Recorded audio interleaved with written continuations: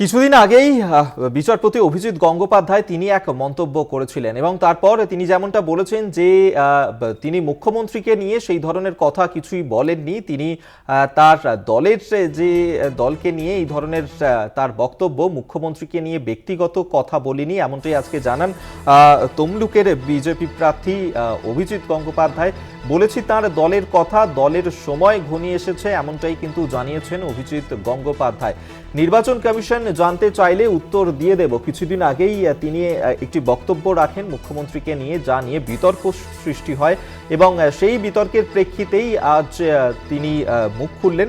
তমলুকের বিজেপি প্রার্থী অভিজিৎ গঙ্গোপাধ্যায় তিনি বলেছেন যে মুখ্যমন্ত্রীকে নিয়ে তিনি ব্যক্তিগত কথা বলেননি। মুখ্যমন্ত্রীর দলের যে অবস্থা, সেই দলের সময় ঘনিয়ে এসেছে। আমরা এই নিয়ে বিস্তারিত জানবো। সৌম্যজিৎ চট্টোপাধ্যায় আমাদের সঙ্গে এই মুহূর্তে টেলিফোনে রয়েছেন প্রতিনিধি। সৌম্যজিৎ, কিছুদিন আগেই আমরা শুনেছিলাম অভিজিৎ গঙ্গোপাধ্যায় তমলুকের বিজেপি প্রার্থী তিনি মুখ্যমন্ত্রীকে নিয়ে একটি মন্তব্য করেছিলেন, কিন্তু আজকে তার এই সাফাই কেন, কি কারণ?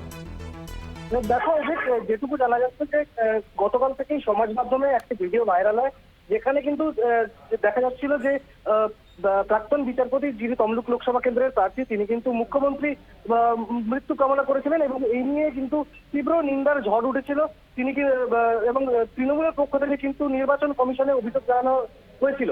এবং আজকে ময়নাতে ভোট প্রচার চলাকালীন অভিজিৎ গঙ্গোপাধ্যায় তিনি কিন্তু বলেন যে মুখ্যমন্ত্রী প্রসঙ্গে তিনি বলেন যে নির্বাচন কমিশন যদি জানতে চায় এই উত্তর আমি দিয়ে দেবো। মুখ্যমন্ত্রী মানে তার দলের কথা বলেছি, আমি মুখ্যমন্ত্রীর কথা বলিনি। তৃণমূল কংগ্রেসের সময় ঘনিয়ে এসছে বলেই তিনি কিন্তু জানান।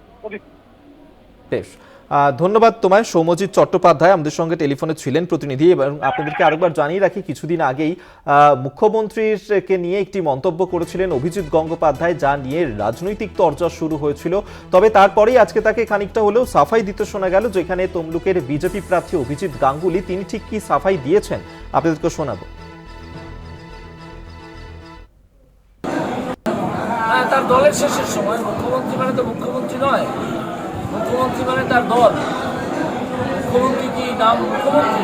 মুখ্যমন্ত্রী ব্যানার্জি, তাই না? বা মমতা ব্যানার্জিও যদি বলা হয়ে থাকে, তাহলে মমতা ব্যানার্জি মানে তার দল, তার দলকে নির্দেশ করা হয়ে থাকে।